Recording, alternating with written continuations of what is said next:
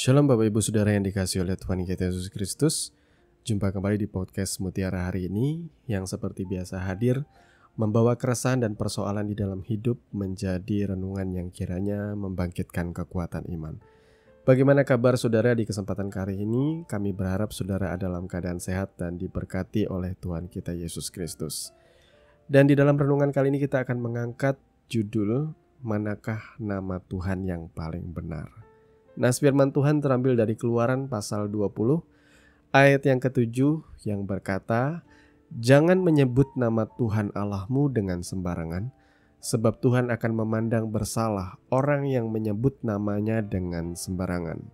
Kemudian Ulangan 5 ayat 11 berkata, "Jangan menyebut nama Tuhan Allahmu dengan sembarangan, sebab Tuhan akan memandang bersalah orang yang menyebut namanya dengan sembarangan."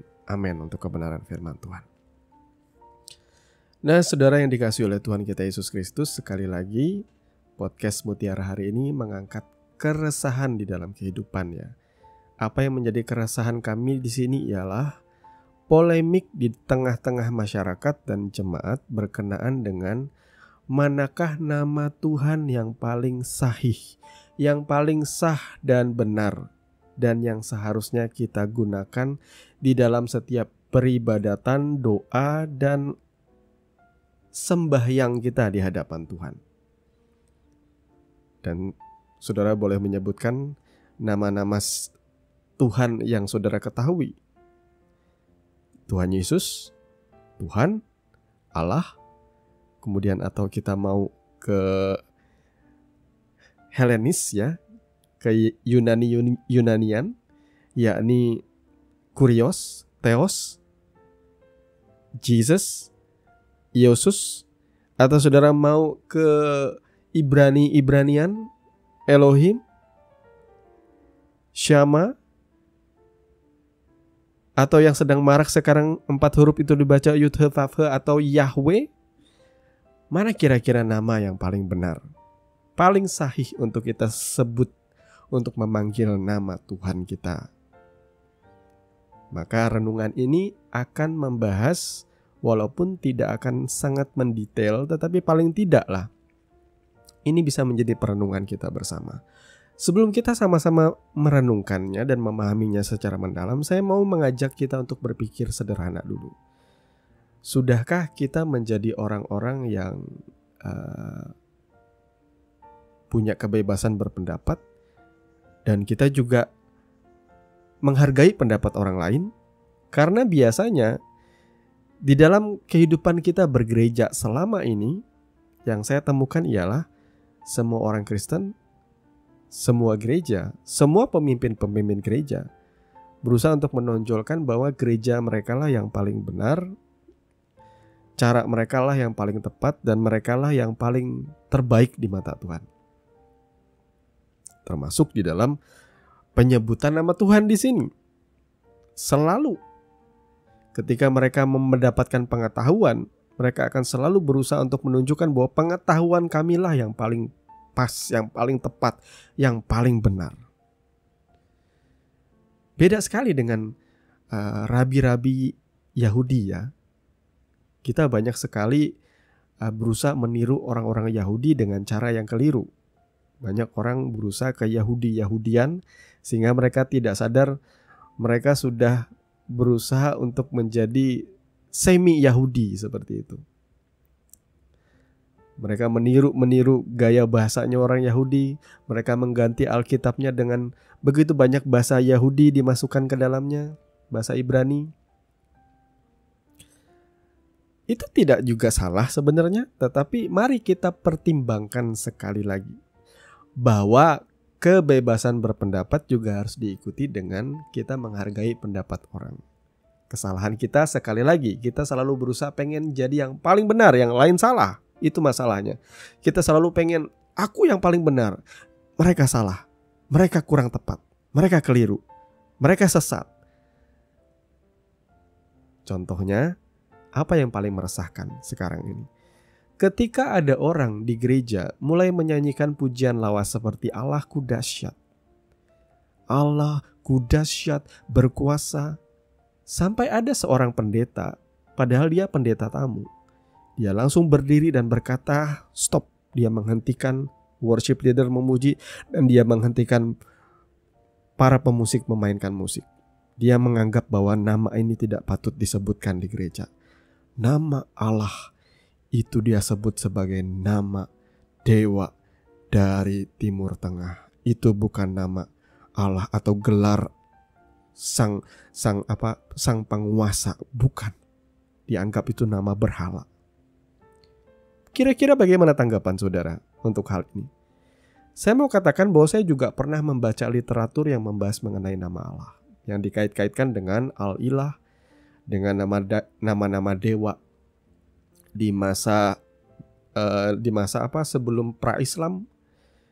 Nama dewa dewi di Timur Tengah, Al-Ilah, Allah.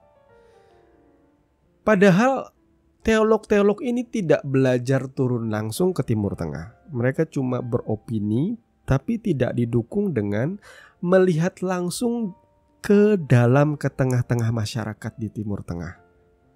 Mereka tidak melihat ke budaya, mereka tidak melihat ke dalam tata krama, etika. Mereka nggak lihat itu. Seandainya mereka melihat itu, bahkan orang Yahudi asli yang tinggal di Timur Tengah, khususnya di negara-negara yang menggunakan bahasa Arab, orang Yahudi itu beribadah dengan menyebut nama Allah. Orang Kristen yang ada di Mesir dan wilayah-wilayah yang berbahasa Arab, mereka pun di dalam peribadatannya di gereja menyebut Allah. Dan polemik tentang nama Allah itu setelah kita telusuri, ternyata cuma ada di Indonesia dan di Malaysia. Di wilayah lain itu tidak ada. Kenapa ada orang golongan-golongan ekstrim yang seperti ini sih? Mereka seolah-olah pengen nunjukin bahwa mereka paling benar, tetapi ternyata mereka kurang ngulik, kurang jauh jalannya. Malah terbukti kelihatan bodoh. Apalagi sebutkan nama Tuhan yang bermasalah lagi. Banyak orang mengganti Allah menjadi Elohim di Alkitabnya. Tuhan yang huruf besar semua itu menjadi Yahweh. Tahukah saudara kalau Elohim itu juga adalah sebutan bagi nama dewa tertinggi di dalam peradaban Timur Tengah kuno? Sebelum masa Ibrani ada, masa Ibrani yang baru ya, Ibrani yang lama itu orang-orang sebelum zamannya Abraham, orang tuh sudah menyebut kata Elohim untuk menunjukkan kepada dewa penguasa tertinggi. Bukan nama Tuhan itu. Itu gelar kepada seorang dewa tertinggi bagi orang yang masih belum, ketika Tuhan masih belum menyatakan dirinya secara pribadi ya. Orang-orang berusaha memanggil Tuhan dengan sebutan Elohim. Mereka memberikan gelar kepada dewa tertinggi di Timur Tengah di zaman peradaban kuno itu dengan sebutan Elohim. Kalau itu berarti nama dewa dong. Nah buktinya Alkitab saudara juga ada Elohimnya. Berarti itu harusnya dihapus. Jangan kira karena itu bahasa Ibrani lalu itu sahih. Jangan. Saudaraku yang dikasih Tuhan, lalu bagaimana dengan Yahweh? Saya banyak kali juga sudah membahas di dalam channel saya ini ya, bahwa nama Yahweh itu juga sebenarnya kalau ditelusuri itu lahir dari seorang teolog Jerman di abad 18. Dia ahli bahasa Ibrani, tapi kemudian dia menggunakan konsep Helenis, yakni menggabungkan vokal yang ada di dalam bahasa Yunani yang menyebut Yud He Vav He itu menjadi Yabe. Dia tambahkan A dan E itu ke dalam 4 huruf mati. 4 huruf mati Yud He Vav He atau YHVH itu nggak bisa dibaca. Tapi karena dia tambahi dengan vokal, makanya dia baca Yahweh. Padahal orang Yahudi asli, dari dalam segala literatur, di dalam Torah, di dalam kitab pendamping Torah, semuanya tidak pernah ada didapati penyebutan nama Tuhan itu Yahweh itu tidak ada. Jadi saya mau berkesimpulan, orang-orang yang memaksa menyebut nama Tuhan itu Yahweh itu adalah si paling Yahudi. Mereka saking Yahudinya mengalahkan tata keramanya orang Yahudi. Saudara tahu Yud He Vav He YHVH 4 huruf mati ini, di dalam penulisannya oleh para rabi dan para ahli-ahli Alkitab dari zaman dulu yang disebut dengan ahli Taurat itu ya, Yud He Vav He itu ada etika pembacaannya, ada tata krama pembacaannya di bawah. Setiap kali ketemu 4 huruf ini, mereka harus diejak dengan sebutan Adonai, yang artinya Tuhan, atau Hashem bisa juga, atau Shama bisa juga, Tuhan. Tidak boleh dibaca atau ditambahi vokal sesuka-suka hati, karena memang tidak ada literaturnya. Jadi nama Yahweh itu tidak ada dalam literatur orang Yahudi sama sekali. Jadi bagi saudara yang paling Yahudi, bahkan lebih daripada orang Yahudi, mulailah belajar melihat pandangan ini. Karena pandangan ini didukung juga oleh data-data. Bukan asal-asalan kita menambahkan vokal ke dalam 4 huruf, lalu meyakini bahwa Tuhan memulihkan nama sucinya kembali. Oh, tidak ada. Bagi saya ini bertolak belakang dengan fakta ya. Bolehkah kita menyebut nama Tuhan sembarangan? Sudah kita baca di dalam nas pembacaan kita tadi, jangan menyebut nama Tuhan Allahmu dengan sembarangan. Dan inilah yang menjadi patokan bagi orang Yahudi di masa itu, kenapa mereka tidak mau menyebutkan Yud He Vav He, sehingga sampai hari ini mereka tidak pernah tahu bagaimana cara menyebutkan itu. Karena setiap kali bertemu dengan 4 huruf itu, mereka akan menyebutnya dengan Adonai. Jangan menyebut nama Tuhan Allahmu dengan sembarangan. Kalau kita telusuri dari bahasa aslinya itu disebutkan begini, jangan sama sekali engkau menyebut namaku. Lalu kenapa di dalam perjanjian lama, kemudian juga dalam perjanjian baru kita disuruh panggillah, serukanlah namanya? Maknanya bukan itu, saudaraku. Bagaimana kita memasyurkan nama Tuhan, menyerukan nama Tuhan? Bagaimana, saudaraku? Yang paling benarnya, apakah dengan memanggil nama Tuhan, Yahweh, Yahweh, Bapak Yahweh, Bapak Yahweh, nempel di mobil, Yahweh is our Father in heaven, seolah-olah itu paling benar? Padahal keliru. Tidak ada sekali lagi di dalam literatur Yahudi kata Yahweh itu. Saudara yang sudah sembarangan menyebut nama Tuhan, bahkan itu digaungkan di gereja seolah-olah itu paling tepat. Salah sama sekali. Ini pandangan saya ya. Kalau di dalam caranya rabi-rabi Yahudi ketika mereka berkumpul, mereka bergemara, mereka menunjukkan atau menyampaikan pendapat mereka, pandangan mereka yang ditopang oleh fakta-fakta dan bukti berdasarkan apa yang ada di dalam kitab suci dan juga berdasarkan tata krama budaya.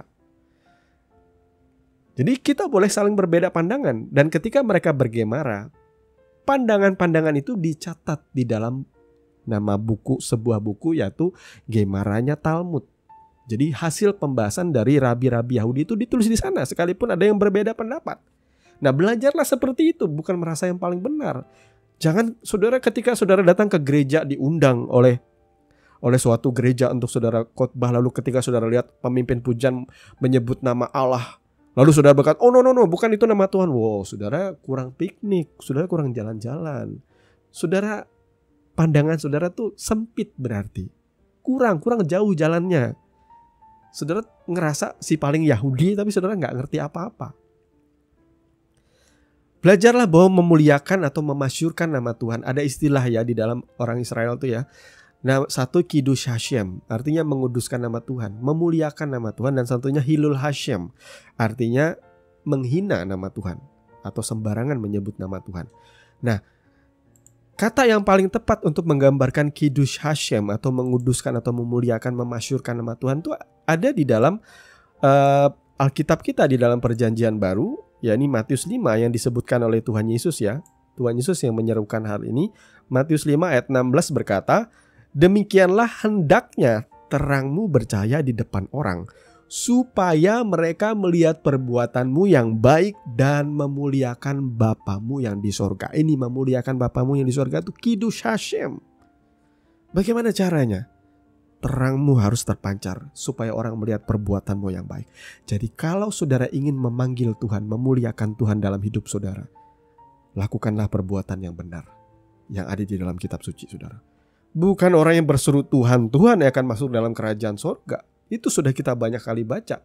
Banyak orang berseru Tuhan, Tuhan hari-hari ini, menggenapkan apa yang Tuhan sampaikan. Seolah-olah si paling benar menyebut Yahweh segala macam. Dan ketika ada orang yang menyebut bukan Yahweh, jadi dipandang hina sama dia. Aduh, keliru sekali saudara.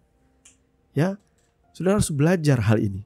Yang paling menguatkan saya ialah di dalam Kisah Rasul ya, pasal 2 itu ya. Saudara boleh baca ya. Kisah Rasul pasal 2 ketika terjadi fenomena Roh Kudus tercurah ya. Roh Kudus tercurah, tiba-tiba turunlah dari langit. Saya akan baca intisarinya saja saudara ya. Tiba-tiba ketika hari Pentakosta semua orang percaya berkumpul di satu tempat. Tiba-tiba turunlah dari langit suatu bunyi seperti tiupan angin keras yang memenuhi seluruh rumah di mana mereka duduk. Dan tampaklah kepada mereka lidah-lidah seperti nyala api yang bertebaran dan hinggap pada mereka masing-masing. Maka penuhlah mereka dengan Roh Kudus, lalu mereka mulai berkata-kata dalam bahasa-bahasa lain. Dalam bahasa-bahasa lain saudaraku, bukan dalam bahasa Ibrani. Dalam bahasa-bahasa lain, ini bukan bahasa roh ya. Bagaimana saya tahu ini bukan bahasa roh? Ketika turun bunyi itu, ayat 6 ya, berkerumunlah orang banyak. Ini bukan murid orang ini ya. Orang banyak itu bukan murid, mereka berkerumun. Mereka bingung karena mereka masing-masing mendengar rasul-rasul itu berkata dalam bahasa mereka sendiri. Ya, dalam bahasa lain berarti. Mereka semua tercengang-cengang dan heran dan berkata, bukankah mereka semua orang yang berkata-kata itu orang Galilea? Bagaimana mungkin kita masing-masing mendengar mereka berkata dalam bahasa kita sendiri, yaitu bahasa yang kita pakai di negara Israel kita. Orang Partia, Media, Elam, penduduk Mesopotamia, Yudea dan Kapadokia, Pontus dan Asia, Frigia, Pamfilia, Mesir, daerah Libya. Dan mereka ngomong apa? Kita mendengar mereka berkata-kata dalam bahasa kita sendiri tentang perbuatan-perbuatan besar yang dilakukan oleh Allah. Lah saudaraku, mereka berkata-kata memuliakan Tuhan di dalam bahasa-bahasa lain. Jadi buat saudara yang sangat munafik, istilahnya itu sangat fanatik maksud saya, dengan bahasa Ibrani, seolah-olah bahasa Ibrani itu adalah bahasa yang paling sahih, belajarlah tentang hal ini. Siapa yang memenuhi para murid-murid? Roh Kudus. Lalu siapa yang mengajarkan mereka untuk berbicara di dalam bahasa-bahasa lain? Roh yang sama. Makanya Tuhan berkata di dalam Wahyu juga bahwa dari segala suku, bangsa dan bahasa semua akan berkumpul di hadapan Tuhan. Maka itu sebabnya saya ini bukan orang Kristen yang ke Yahudi-Yahudian atau orang Kristen grey zone.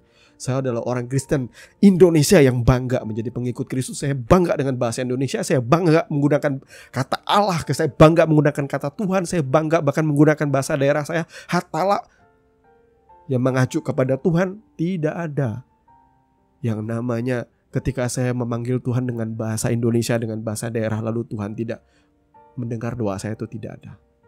Saudara tidak usah repot harus memanggil nama Tuhan dengan benar dan memaksakan Yud-He-Vav-He itu menjadi Yahweh. Jangan. Belajarlah hidup benar di hadapan Tuhan. Saya bertobat dari sejak akhir tahun 90-an sampai hari ini. Di awal tahun 90-an aja kita sudah memanggil Tuhan itu Allah, Tuhan. Dan Roh Kudus tetap hadir. Tidak ada yang namanya pemulihan. Jangan aneh-aneh gereja. Tolong jangan aneh-aneh gereja. Jangan buat teologi yang aneh-aneh tentang nama suci yang dipulihkan. Tidak ada. Cukup Tuhan Yesus saja. Bukankah perjanjian baru kisah para rasul, semua apa yang mereka sampaikan itu bukannya meyahudikan orang, bukan memaksa orang menjadi Yahudi. Tidak. Kepada orang-orang di luar Yahudi tidak ada tuntutan untuk kembali ke Torah. Menyebut nama kudus Tuhan itu pun adalah bagian dari Torah. Bagi kita ialah memberitakan Injil, kabar baik di dalam Yesus Kristus.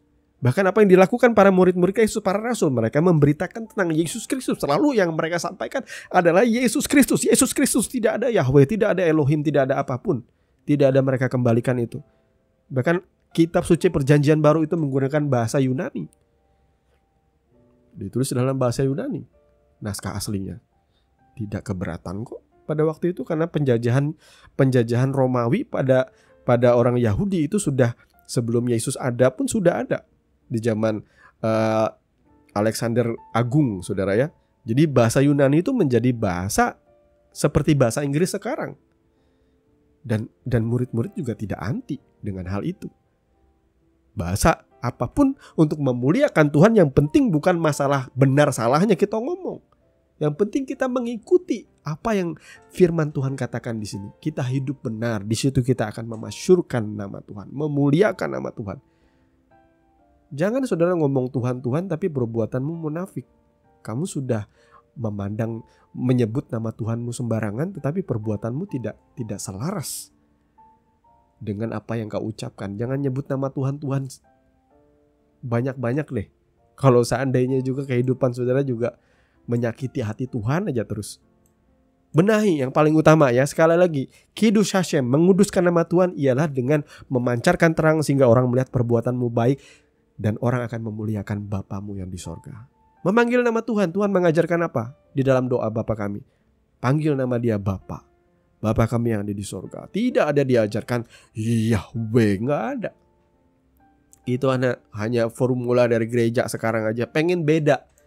Tapi nggak ngulik. Orang-orang di dalamnya S2, S3. Tapi nggak ngulik sampai tata keramanya. Buat saya tuh S2, S3 tuh bodoh semua. Oleh sebab itu mari saudaraku, belajar kebenaran firman Tuhan ini. Jangan membuat perpecahan di jemaat. Jangan membuat tidak damai sejahtera di dalam peribadahan. Makanya setiap kali ada orang beribadah, saya masuk ke sebuah gereja dan ada orang membawa pujian Elohim Yahweh, saya akan dengan menggunakan tata krama yang saya tahu. Elohim Adonai saya akan sebut. Bahkan saya gak pengen sebenarnya pakai nama Elohim Adonai. Kita tinggal di Indonesia, aku ngapain pakai bahasa Ibrani seperti itu. Ya saudaraku, mungkin kedengarannya ini bentuk kekesalan saya ungkapkan di sini ya. Makanya itu disebut dengan podcast. Keresahan dan persoalan yang saya lihat dalam kehidupan ini saya bawa dalam kehidupan nyata. Saudara, kalau saudara mau nyebut nama Allah, silahkan di dalam doa saudara. Demikian juga saudara yang pengen nyebut nama Yahweh, jangan memandang rendah orang lain yang gak menyebut nama itu, atau tidak menggunakan Alkitab saudara, Indonesian Literature Translation, bahkan seri yang ketiga sekalipun, jangan. Hargai orang-orang yang punya opini. Saya juga punya opini di sini, dan saya juga bisa menyalah-nyalahkan orang yang menggunakan nama Yahweh. Tapi saya pun akan menghargai saudara kalau saudara nyaman menyebut nama itu. Tapi alangkah baiknya kalau saudara berpendapat atau beropini itu didukung oleh fakta yang memang sahih, yang benar. Tuhan Yesus memberkati firman-Nya. Mari kita berdoa. Terima kasih Bapa untuk kebenaran firman-Mu, untuk apapun yang kami sudah sama-sama renungkan. Biarlah kami semakin tekun belajar Tuhan dan tekun menggali kebenaran.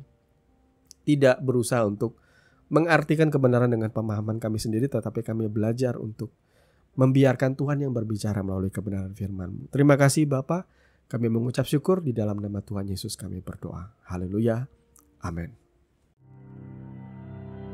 Saudaraku yang dikasihi Tuhan, saudara sudah mendengarkan kebenaran firman yang kiranya boleh menjadi dasar dan kekuatan di dalam setiap kehidupan saudara. Sampai bertemu lagi di podcast Renungan Firman Mutiara hari ini yang berikutnya. Kasih karunia menyertai saudara sekalian. Shalom.